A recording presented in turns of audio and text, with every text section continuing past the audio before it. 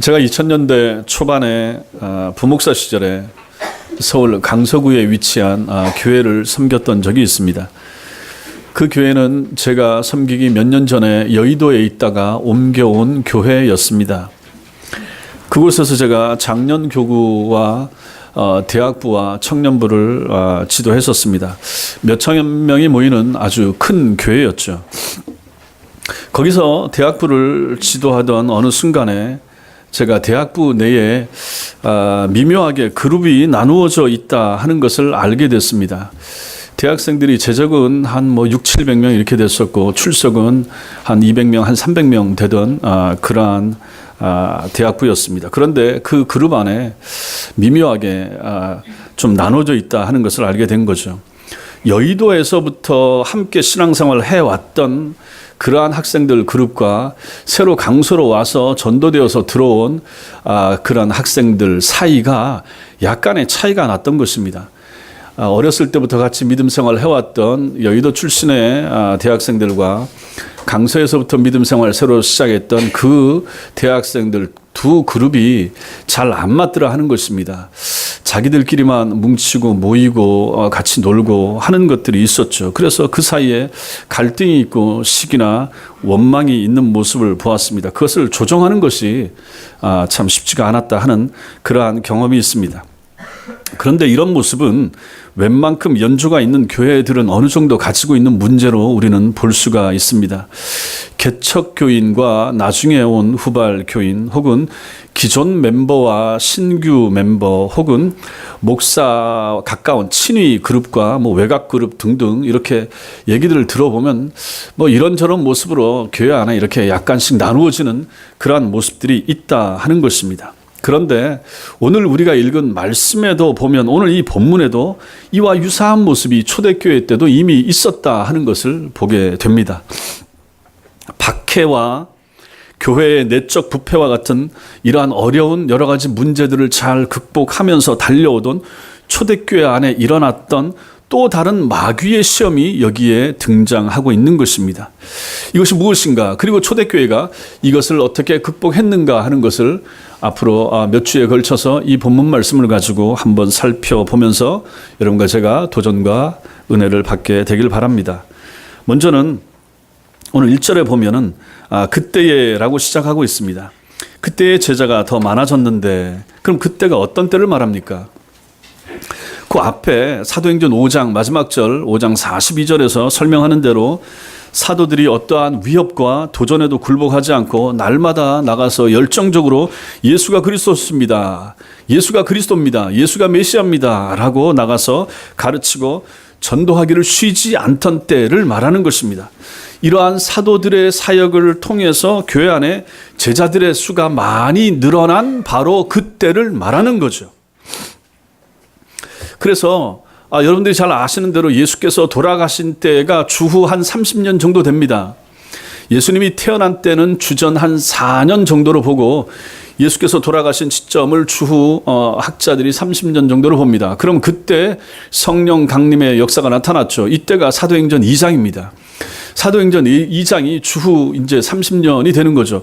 그리고 지금 우리가 지난주까지 보았던 사도행전 5장에 나타났던 내용은 주후 32년경 정도에 있었던 일로 봅니다.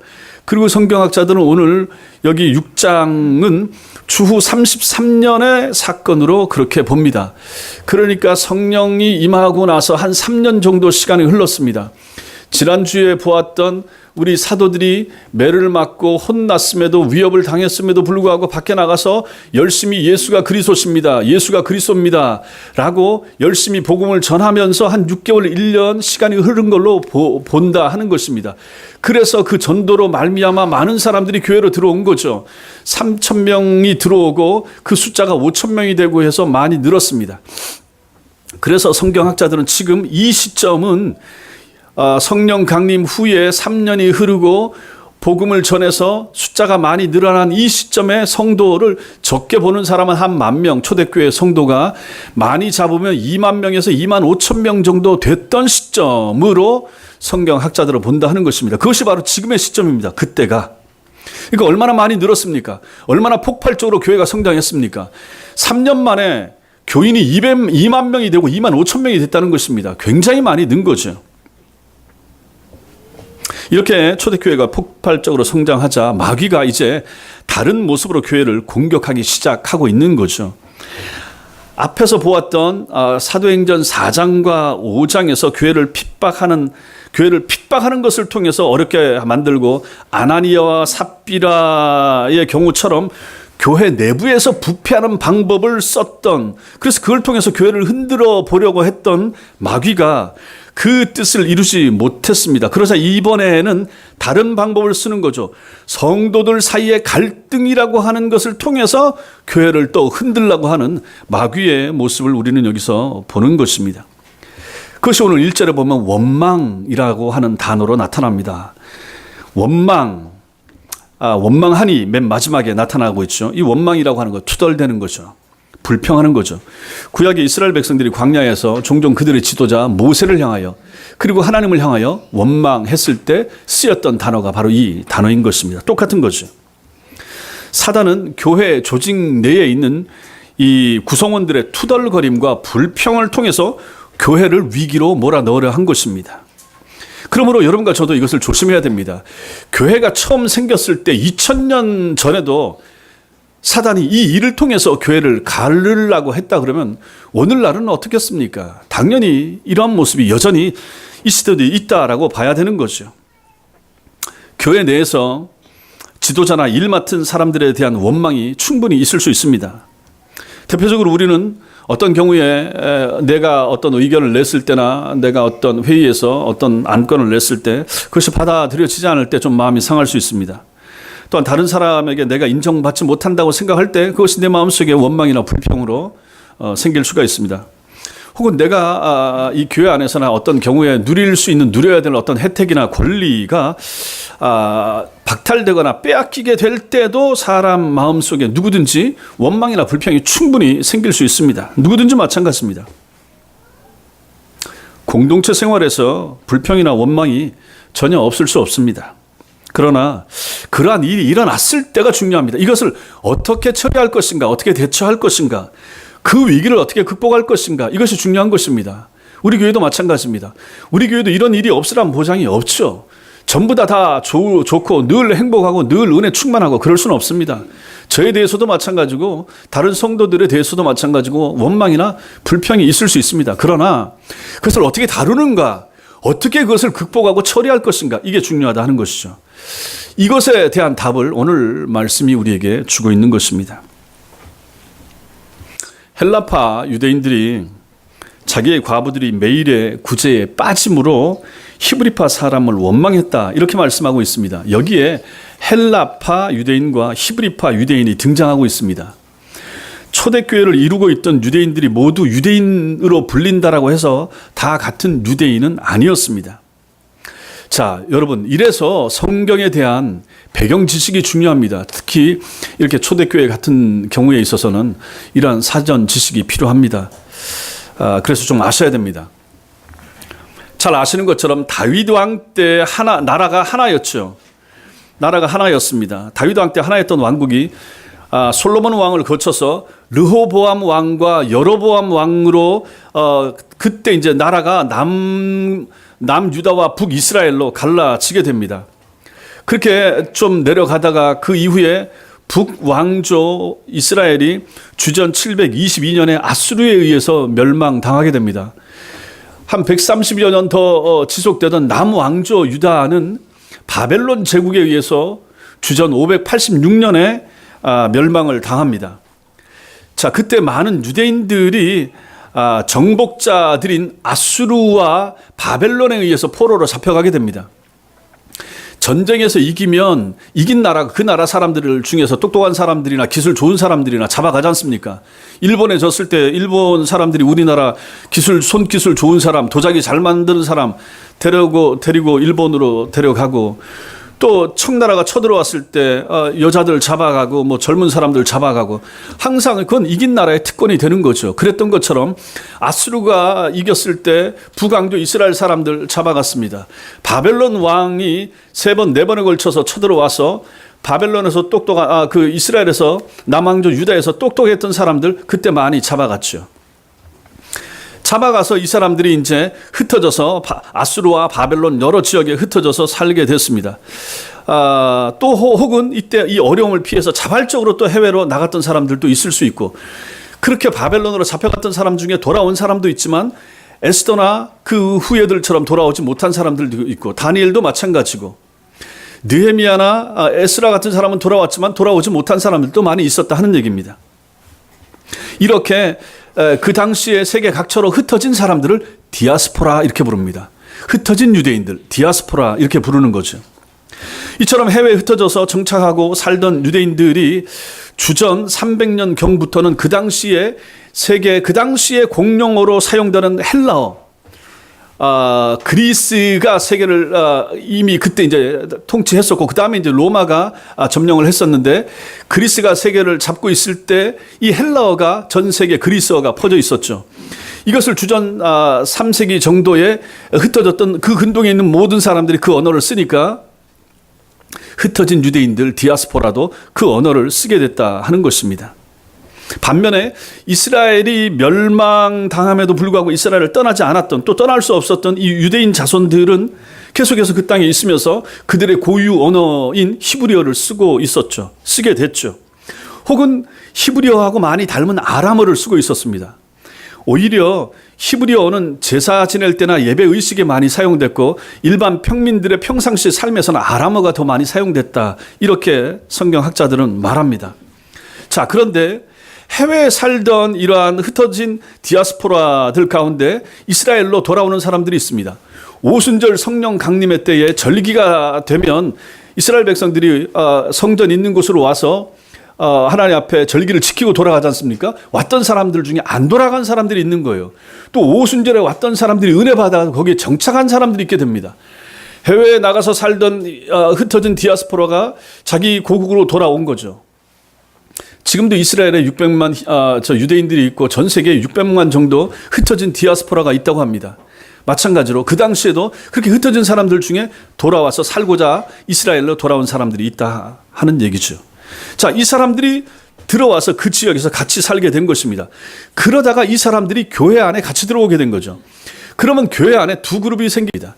원래부터 그 땅에서 살던 히브리파 유대인, 아람어를 쓰고 히브리어를 쓰면서 그 땅에서 살아오던 사람들이 당연히 그 교회 안에 있겠죠. 그런데 해외에서 살다가 돌아온 사람들, 흩어진 유대인들, 디아스포라, 헬라어를 쓰고 헬라 문화에 익숙했던 사람들이 들어와서 교회 안에 들어오게 된 것입니다. 그러다 보니까 교회 안에 이 두 그룹이 같이 신앙생활을 하게 됐다 하는 것입니다. 자, 이렇게 보면 그들 가운데는 언어가 4가지 정도가 있을 수 있습니다. 히브리어와 아람어와 그 다음에 헬라어, 그리고 그 당시 전 세계를 통치하고 있었고 그 이스라엘 나라까지 다스리고 있었던 로마어, 라틴어인 거죠. 이 4개의 언어가 있었던 것입니다. 예수님께서 십자가에 못 박혀서 돌아가실 때 예수님 머리 위에 죄패가 있었죠. 그 죄패에 뭐라고 써놨습니까? 나사렛 예수 유대인의 왕, 이렇게 써놨죠. 거기에 언어가 3가지로 써 있다고 그랬습니다. 그게 뭡니까? 히브리어, 로마어, 헬라어, 3가지가 써 있는 거죠. 그 3개로 볼 수 있는 사람들이 다 볼 수 있도록 써놓은 거죠. 라틴어는 물론 많이 쓰이지 않았겠죠. 로마어는 통치자, 그 나라를 통치하고 있는 로마 군병들이나 이런 사람들이 주로 썼을 것이고, 그런데 일반 민중들은 아람어를 쓰면서 제사하고 예배할 때는 히브리어를 썼고, 그 사람들은 이제 유대인들이고, 그 다음에 해외에서 살다가 돌아온 디아스포라는 들어와서 헬라 문화에 익숙해 있으니까 헬라어를 썼을 것이다. 이 사람들이 이제 교회 안에 같이 들어오게 됐다 하는 것입니다.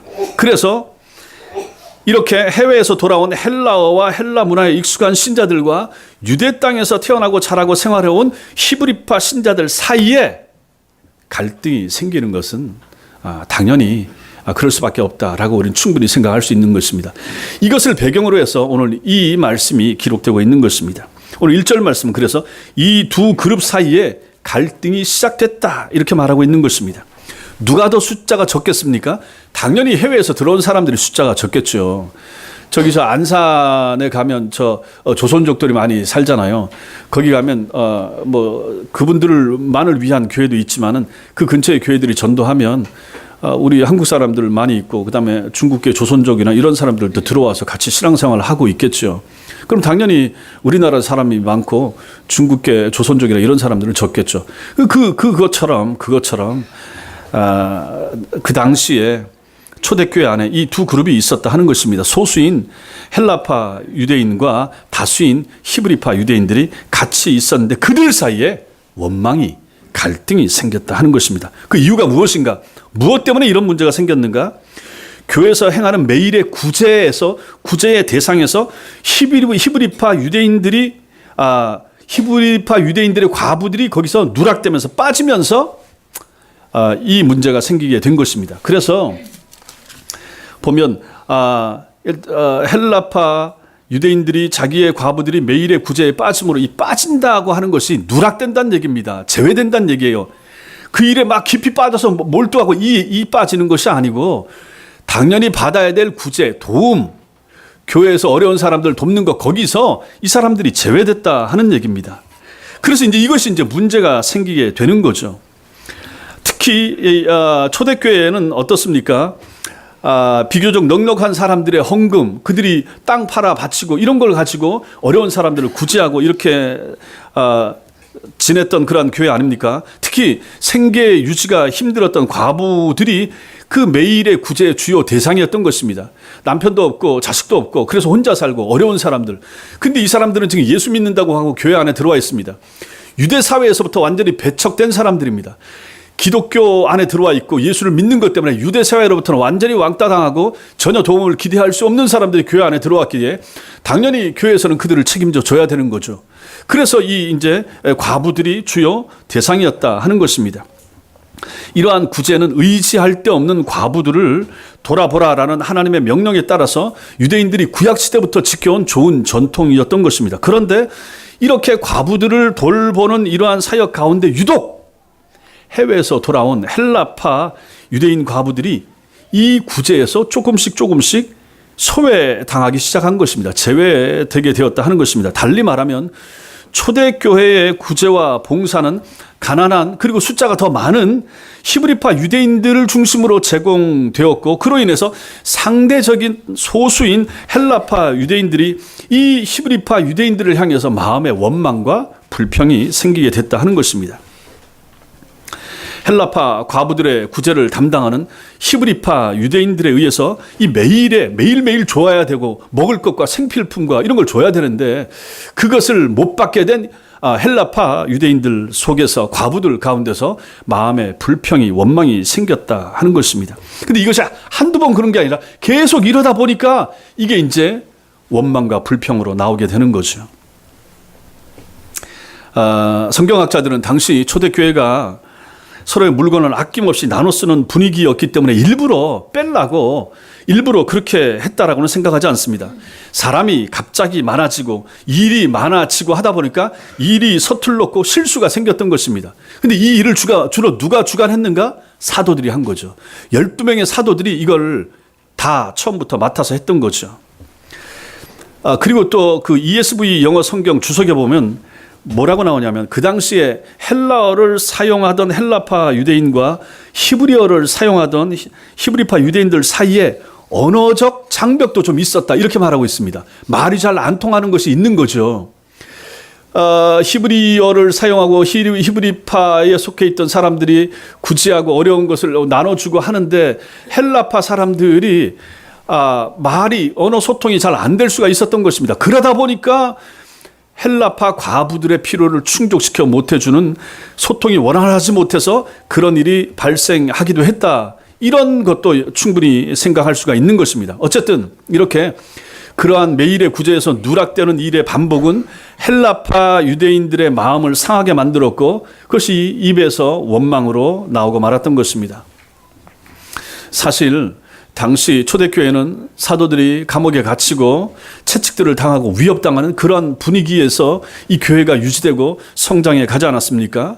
이런 강력한 마귀와의 영적 전쟁 가운데서 교회가 세워져 가는데 이처럼 사소해 보이는 문제, 아니 지금 죽고 사는 문제도 달려있고 감옥 가느냐 마느냐 문제가 달려있는데 그 먹는 문제 가지고 누가 주고 안 주고 누가 빠지고 뭐 이까지 걸 가지고 그렇게 그걸 가지고 원망하느냐 이렇게 생각할 수 있지만 근데 그 문제가 그 작아 보이는 문제가 결국은 교회를 둘러 갈라지게 만들고 교회를 힘들게 만드는 요소로 작용하고 있더라 하는 것입니다. 이 일을 누가 하는가? 마귀가 그 일을 하고 있다 하는 것입니다. 그러면 우리는 늘 큰 전쟁 뭐 많은 일 이것만 봐서는 안 되고 교회 안에서 막 선교사 후원하고 뭘 하고 막 교회적으로 큰 일을 감당하는 것만 크게 중요하게 생각하지만은 실제로 교회 안에서 첨언 교인이나 아니면 아이가 어떤 일로 인해서 어른 때문에 마음이 상한다든지 무슨 일로 마음에 상처가 된다든지 사실 이 작아 보이는 문제도 우리가 중요하게 다뤄야 된다 하는 것을 오늘 말씀에서 우리가 보게 되는 것입니다. 교회 역사를 보면 교회가 항상 큰 문제 때문에 주저앉지는 않습니다. 어떤 경우에는 아주 사소한 문제 때문에 결국 이렇게 교회가 분열되고 깨어지는 경우들이 종종 있다 하는 것이죠. 오늘 문제가 그런 경우입니다. 교회가 대외적인 큰 싸움에서는 이겼지만은 교회 내 작은 싸움에서는 형편없이 지는 일들이 오늘날 교회에도 충분히 또 많이 일어나고 있는 것입니다. 그래서 어떤 목사님은 교회에서 일어나는 대부분의 문제는 섭섭함에서 출발한다 라고 말하면서 이것을 가지고 섭섭병, 아예 병명을 그렇게 붙입니다. 섭섭병이라고 이렇게 붙이고 그렇게 부르기도 합니다. 오늘 본문의 헬라파 유대인들의 문제도 바로 이 섭섭함에서 나온 거죠. 생계가 어려운 과부들을 구제하는 와중에 같은 입장인 히브리파는 잘 챙겨주면서 먼 지역에서 살다 온 약간 이질적인 헬라파에는 무관심해 보였던 것이 그들 입장에서는 충분히 섭섭했을 수도 있다 하는 것입니다. 우리도 교회 생활을 하다 보면 여러 가지 섭섭한 문제들이 충분히 있을 수 있습니다. 여러분들도 그런 경험이 분명히 있습니다. 신앙생활을 오래 하신 분들이면 오래 했을수록 그런 일은 분명히 있습니다. 특별히 목사에 대해서 섭섭할 수 있습니다. 섭섭한 문제가 있죠. 목사에 대해서도 그렇고 어떤 때는 사모에 대해서도 그럴 수 있고 교인들 사이에서도 이런 섭섭한 문제 분명히 있을 수 있습니다. 특별히 또 일 열심히 하고 하는 중직자들이나 재직들이 일하다 보면 다른 사람들이 그분들을 향하여 섭섭한 문제 분명히 가지고 있을 수 있습니다. 오해가 생길 수 있는 거죠. 근데 이 오해를 이해를 해야 되는데 이해를 하지 못할 때 이것이 교회 안의 문제 또 개인적으로도 마찬가지고 충분히 그렇게 될 수가 있다 하는 것입니다. 이 섭섭함은 어디서 오는가? 단절에서 오는 거죠. 소통이 잘 안 될 때 그런 문제가 늘 일어나는 것입니다. 소통이라고 하는 것은 얼마나 중요합니까? 가정에서도 마찬가지고 나라에서도 마찬가지고 우리는 대통령이 소통이 안 된다 그런 얘기를 전 정부에서도 많이 들었고 뭐 지금 정부도 또 그렇게 그런 얘기를 합니다. 소통이 얼마나 중요한가? 그렇다면 교회 안에서도 소통이 얼마나 중요합니까? 가정에서도 남편과 아내가 소통이 중요하고 부모 자식 간의 소통이 중요한 것처럼 교회 안에서도 이 소통이 굉장히 중요한 것입니다. 목사와 성도들 사이에 소통이 잘 돼야 문제가 없어지는 거죠. 성도와 성도 사이에 소통이 잘 돼야 됩니다. 전도 회원들 사이에도 마찬가지입니다. 그러므로 이런 부분에 우리가 신경을 쓰는 것이 중요하다 하는 것입니다. 평소 같으면 그냥 지나칠 수도 있는 것도 마귀가 우리 마음속에 섭섭함이라고 하는 씨앗을 뿌리면 그것이 마음의 시험으로 다가오게 되는 것입니다. 작은 섭섭함이 마음에 일어나게 되면 마귀가 그걸 갖고 부풀리는 작업을 하는 것입니다. 그래서 뻥튀기 만들듯이 그렇게 확대시키고 그런 일을 마귀가 우리 속에서 한다 하는 것입니다. 그래서 교회를 흔들고자 하는 거죠. 그렇게 생긴 마음의 섭섭함이 교회를 사랑하는 어떤 사람의 마음속에 있는 열정의 불을 꺼뜨리게 되죠. 또 그런 마음이 섭섭함이 있으면 온전한 예배도 드리기 어렵게 됩니다. 목사에 대해서 섭섭함이 있어 보십시오. 예배 절대로 잘 드리지 못합니다. 많은 경우에 제가 경험했습니다. 예배에 집중 못합니다. 고개 숙입니다. 찬송 잘 안 부릅니다. 기도가 들리지 않습니다. 말씀 더더욱 마음에서 다 튕겨 나갑니다. 섭섭함이라고 하는 것을 가지고 마귀가 그러한 짓을 한다 하는 것입니다. 그래서 그 성도는 그 시간이 참 괴롭고 어렵고 힘든 거죠. 그래서 교회에 있고 싶지도 않고 그렇게 되게 된다 하는 것입니다. 섭섭함이 있으면 성도와 성도 사이가 얼마나 멀어집니까? 천리처럼 그렇게 멀어지는 거죠. 앞에서 일을 하는 사람들이 일부러 일을 망치려고 작정하고 교회 일을 하는 사람 거의 없습니다. 대부분은 일을 잘 하고 싶지만 미숙한 부분이 있어서 실수하게 됩니다. 저도 마찬가지고. 저도 여러분들을 잘 섬기고 잘 모시고 한다고 하지만 잘 안 될 때가 있습니다. 부족하죠. 모자라죠. 그러다 보면 행동에 실수 있을 수 있고 말에도 하지 말았어야 될 말 분명히 있을 수 있습니다. 그런 것을 가지고 이제 여러분들이 마음을 상하고 그것 때문에 이제 마음이 다치게 되면 참 이제 곤란해지게 되는 거죠.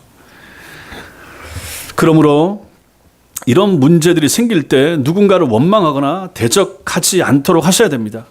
그때는 어떻게 해야 됩니까? 기도하면서 다스릴 수 있어야 되고 그 상한 마음을 가지고 남을 향하게 한다든지 그 상한 마음을 가지고 입 밖으로 그 소리를 내지 않도록 하는 것이 중요하다 하는 것입니다. 내가 불평이 있고 마음이 상하면 나만 그치고 나만 사귀고 하면 그나마 괜찮은데 보통 이제 교회에서 일들이 생기다 보면 어떻게 됩니까? 내 마음 상하는 것 같고 다른 사람한테 내 가까운 사람에게 얘기하고 싶습니다. 혹시 저 사람도 나와 같은 마음이 없는가 하면서 얘기하고 혹시라도 그 사람이 동조하게 되면 이게 이제 두 사람이 되는 거죠. 그러다 보면 두 사람이 또 한 사람에게 전화하게 되면 세 사람이 되고 이러다 보면 이제 편당이 되는 것이고 교회가 문제가 생겨서 목사파와 장로파가 갈라지게 되면 결국 이제 이런 문제들로 인해서 이쪽 파벌과 저쪽 파벌이 생기게 되고 2층에서 예배드리고 1층에서 예배드리고 지금도 강남에서 그런 교회가 있다 하는 것입니다. 이건 물론 큰 문제 때문에 그렇게 되는 경우도 있지만 작아 보이는 문제 때문에 어떤 오해를 이해하지 못하고 풀지 못한 것 때문에 결국은 마귀가 승리한 거죠. 그래서 교회를 둘로 가르는 일들이 지금도 여기저기서 생긴다 하는 것입니다. 그러므로 여기에 우리는 믿음이 필요한 것이고 하나님 앞에서 그때 참된 신앙을 사용해야 될 순간이 바로 그때가 되는 것입니다. 또한 우리는 이러한 초대교회의 모습을 보면서 생각하는 것이 무엇입니까? 이 땅에 완벽한 교회는 없다 하는 것입니다. 이 땅에 완벽한 교회는 없다. 초대교회를 이끌던 사람들이 누굽니까? 12사도 아닙니까? 탁월한 주님께로부터 직접 선택받고 가르침을 받았던 사도들이 가르치는 교회입니다. 또 그들 가운데 나타났던 그런 하나님이 보여주셨던 이적과 기적들, 그게 그 교회에 있었습니다.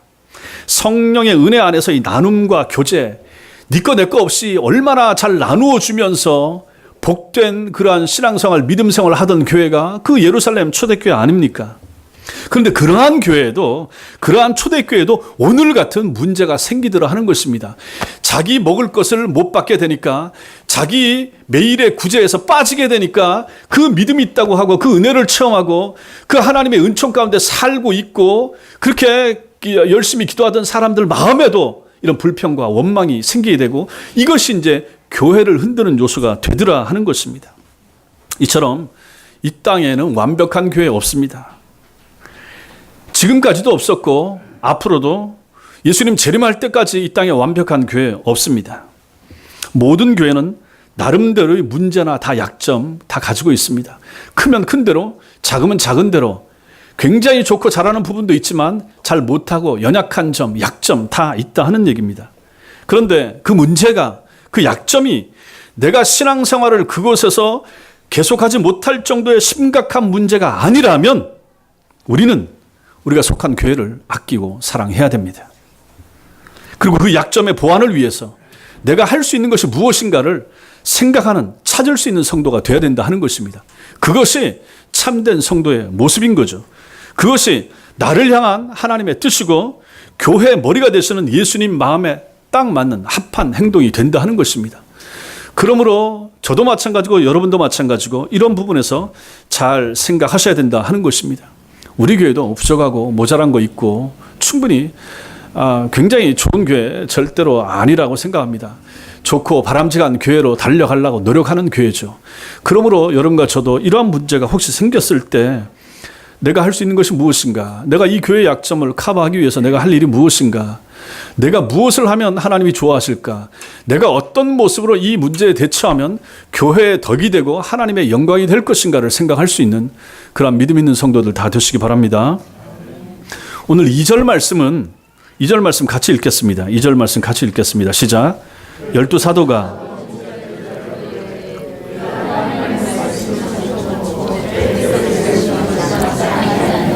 이 2절 말씀은 12사도가 모든 성도들을 불러놓고 구제사역에 대한 자신들의 입장을 밝히는 내용입니다.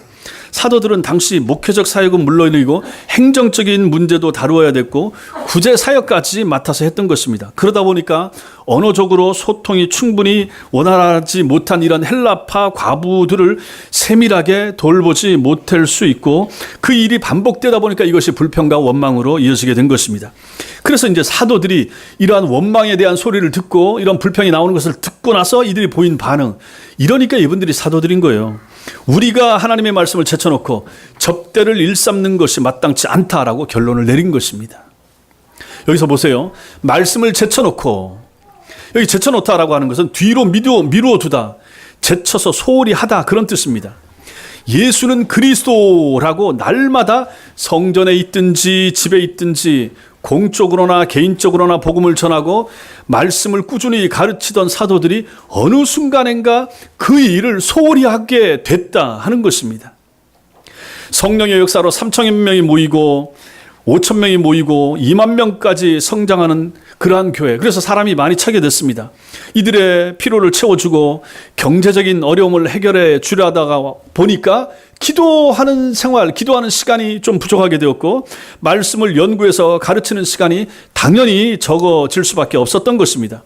그래서 사도들은 그들 스스로 우리가 하나님의 말씀을 제쳐놓았다라고 그 불평의 문제를 가지고 자기 자신들을 올바로 진단하게 되었던 것입니다. 그리고 여기 접대를 일삼는다라고 하는 것은 식사에 시중을 들다, 음식과 음료를 제공하다, 이런 내용이 되는 것입니다. 우리 여전도에서 식사 준비하고 반찬 준비하고 식탁 준비하고 이게 딱 여기에 해당되는 것입니다. 접대를 일삼는 거예요. 접대하는 거예요.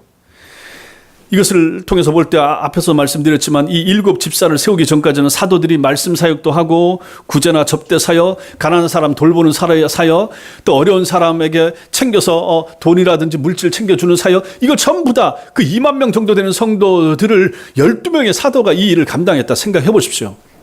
그러니 이게 얼마나 바쁘고 일이 많겠습니까? 오늘날 2만 명 정도 되는 교회 같으면 그 부교육자나 이런 사람들 얼마나 많습니까? 뭐 지역장, 대교구장, 구역장 이렇게 생겨서 이런 조직을 갖춰서 했을 텐데 이때는 교회 조직이 없을 때입니다.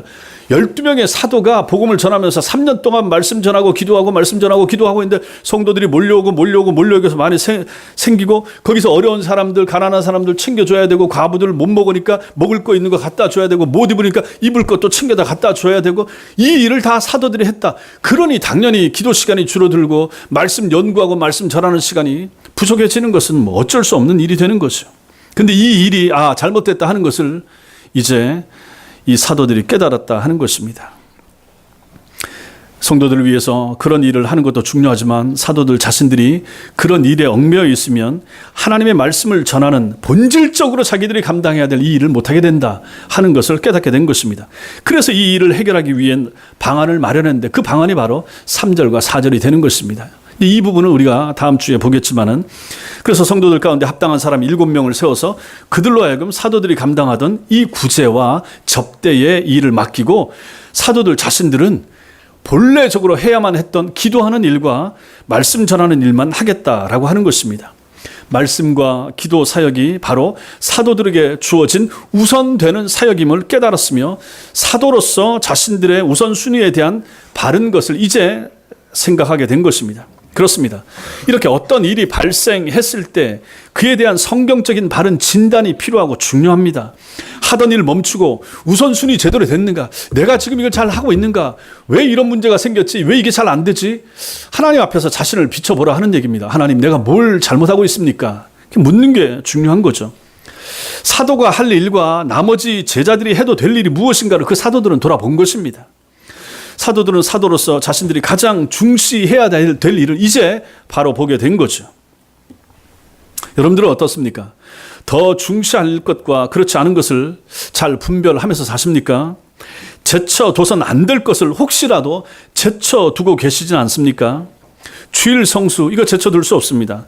합당한 헌금 생활, 또 드려야 될 주님 앞에 시간, 그 다음에 읽어야 할, 또 들어야 될 말씀과 같은 것들, 이런 것은 결코 우리가 제쳐둔다든지 뒤로 미룬다든지 절대로 할 수 없는 부분이 되는 거죠. 특별히 말씀에 대한 우선순위는 그 무엇에게도 양보할 수 없는 일이 됩니다. 우리 교회에서 말씀을 얼마나 중시합니까? 성경을 읽읍시다. 성경을 문제를 풉시다. 성경 공부합시다. 주일 오후 예배 마치고 또 공부합시다. 작년 교사들도 공부합시다. 계속해서 성경과 관계된 거 공부하고 읽고 하는 것에 얼마나 강조를 많이 하고 있습니까? 그럼 여러분들도 거기에 동참하셔야 되는 거죠. 이만큼 중요한 거예요. 사도들에게만 말씀이 중요했겠습니까? 사도들이 정신 차리고 보니까 말씀을 제쳐놓고 이게 뭐 하는 일인가? 말씀을 제쳐놓고 아무리 다른 일을 열심히 한들 하나님 앞에서 사도로서 올바르지 못했다는 걸 깨달은 거죠. 성도로서 여러분과 저에게 있어서 가장 중요한 부분이 뭐겠습니까? 당연히 첫 번째가 하나님 앞에 말씀을 읽고 듣고 배우는 것이 먼저입니다. 말씀 읽고 듣고 배워서 은혜 받아야 나머지 일도 가능해지는 것입니다. 말씀을 읽고 듣고 배워야 기도가 거기서 나오는 거죠. 말씀을 통해 은혜 받은 사람이 교회 봉사하고 충성하고 집사 일도 하고 재직으로도 섬기게 되는 것입니다. 여러분들이 교회 와서 예배 드리면서 예배 시간에 말씀의 은혜를 받지 못한 채 나머지 일을 하게 되면 그것은 실제로 큰 의미가 없는 일이 되는 것입니다. 그토록 중요합니다. 이렇게 오늘날 우리에게도 하나님의 말씀을 읽고 배우는 것은 너무도 중요한 우리 영혼의 활력, 우리 영혼의 소생을 위해서 가장 중요한 부분이 바로 하나님 말씀과 관계된 부분이라는 사실을 놓치지 마시기 바랍니다. 사랑하는 성도 여러분, 교회는 천사들이 모인 곳이 아닙니다. 오히려 교회는 죄인들이 모입니다. 정말로 그렇습니다. 정말 죄인들만 모여 있습니다. 저도 죄인이고 여러분도 죄인이고. 그래서 일반 사람들이 교회 안에 천사들만 모여 있고 교회 안에 오면 다 착하고 다 좋고 그럴 줄만 알지만 실제로는 그렇지 않지 않습니까? 오히려 교회에서 죄진 사람들이 들어와서 이 사람이 지금 세탁되는 과정이 있는 거예요. 이 사람이 지금 좋아지는 과정에 있는데 그러다 보면 여전히 거칠고 여전히 험하고 여전히 죄된 모습이 보일 수 있는 거죠. 이걸 놓치면 안 된다 하는 것입니다. 교회 안에만 들어오면 자동적으로 다 천사가 되고 다 착해지고 결코 그렇지 않습니다. 그렇게 바뀌는데 30년 걸립니다. 그렇게 선해지는데 50년 걸립니다. 죽기까지도 그런 모습 보이지 못하고 하나님 앞에 설 수도 있습니다. 예수님의 보혈의 피로 용서받은 죄인들이 모이는 곳, 그것이 바로 교회입니다. 그 죄인들은 여전히 성화되어 가야 될 죄인들입니다. 이것은 어느 시대 교회나 동일합니다. 우리가 이상적인 교회 모델로 생각하는 초대교회도 오늘 우리가 보았던 것처럼 그런 갈등의 문제가 있었습니다. 보이지 않는 두 파벌, 헬라파 유대인과 히브리파 유대인들이 있었고 그들 사이에 갈등과 원망이 있었습니다. 헬라파 과부들이 교회로부터 도움을 받는 일에서 제외됨으로 인해서 히브리파를 원망하는 일이 일어났고 그로 인해서 사도들은 위기의식을 느끼고 자신들의 사역에서 무엇이 문제였는지 점검하게 된 것입니다. 사도들은 자신들이 하나님의 말씀을 소홀히 한 것을 발견하고 그에 대한 이제 적절한 조치를 취하게 됩니다. 우리는 원망과 불평이 없는 교회를 이루기 위해서 당연히 달려가야 됩니다. 저도 마찬가지고 여러분도 마찬가지고 정말로 꿈 같은 교회, 정말로 행복한 교회, 정말로 기쁜 교회, 오고 싶은 교회, 상처받지 않는 교회, 누구도 와서 상처로 회복돼서 돌아가는 교회, 낙담한 사람이 새 힘을 얻고 돌아가는 교회, 당연히 그런 교회를 만들어야 되죠. 결코 쉽지 않겠지만 내 욕심과 내 자존심, 나의 이익과 나의 혜택을 앞세우지 말고 다른 성도들의 유익과 하나님의 영광을 먼저 생각할 수 있어야 됩니다. 그때 이런 교회는 세워지게 되는 거죠. 편당을 나누지 말고 사람을 평가한다든지 구분 짓지 말고 내가 어떤 일을 했다고 해도 거기에 대한 공치사를 하지 않도록 해야 되고 이런 모든 부분들 여러분과 제가 해야 될 부분이라 하는 것입니다. 제가 목사로서 당연히 해야 될 부분을 해놓고 내가 목사인데 내가 이만큼 이 일을 했는데 여러분들 뭐 하십니까? 라고 말하면 이게 말이 되겠습니까? 누구도 마찬가지라 하는 것입니다. 사람들에 대하여 섭섭한 마음이 들지 않도록 섭섭병에 걸리지 않도록 내 영혼을 잘 준비하는 일에도 열심을 내는 것이 필요하고 중요합니다. 내가 성도로서 또한 하나님의 일꾼으로서 가장 우선시하고 먼저 해야 할 것이 무엇인가 이걸 여러분들은 생각하셔야 됩니다. 말씀을 제쳐두었던 사도들의 실수를 우리는 결코 반복하지 말아야 됩니다. 가장 먼저 말씀입니다. 가장 중요한 것이 말씀입니다. 저는 말씀 잘 가르쳐야 되고 여러분들은 말씀에 집중해서 잘 배워야 됩니다. 정말로 바른 말씀을 잘 듣고 그 바른 말씀이 내 영혼을 살립니다. 내 영혼을 하나님 앞에 올바로 세웁니다. 그 바른 말씀을 듣고 믿음 생활을 바르게 하는 교회가 참된 교회고 바르고 좋은 교회가 될 것입니다. 여러분과 제가 꿈꾸는 교회, 우리가 세워나가야 될 교회가 그런 교회입니다. 뭐 몇백 명 모이는 교회나 뭐 어떤 뭐가 크고 많고 이런 교회가 그런 교회를 꿈꿀 필요가 없고, 하나님 말씀이 제대로 전해지고 하나님 말씀에 능하고 하나님 말씀을 사모하고 말씀의 가치를 최고의 자리에 두고 그 말씀 앞에서 내 인생과 내 영혼과 내 가정과 내 직장 생활을 평가하고 거기에 진단해 볼 수 있는 성도, 그러면 얼마나 좋은 교회고 얼마나 좋은 성도입니까? 제가 또 여러분과 제가 같이 꿈꾸고 세워 나가야 될 교회의 모습이 바로 이런 교회라 하는 것입니다. 여러분과 제가 함께 이렇게 아름다운 교회, 주님이 원하시는 교회 세워나가는 하나님의 사람들 다 되시기 바랍니다. 기도하겠습니다. 이 말씀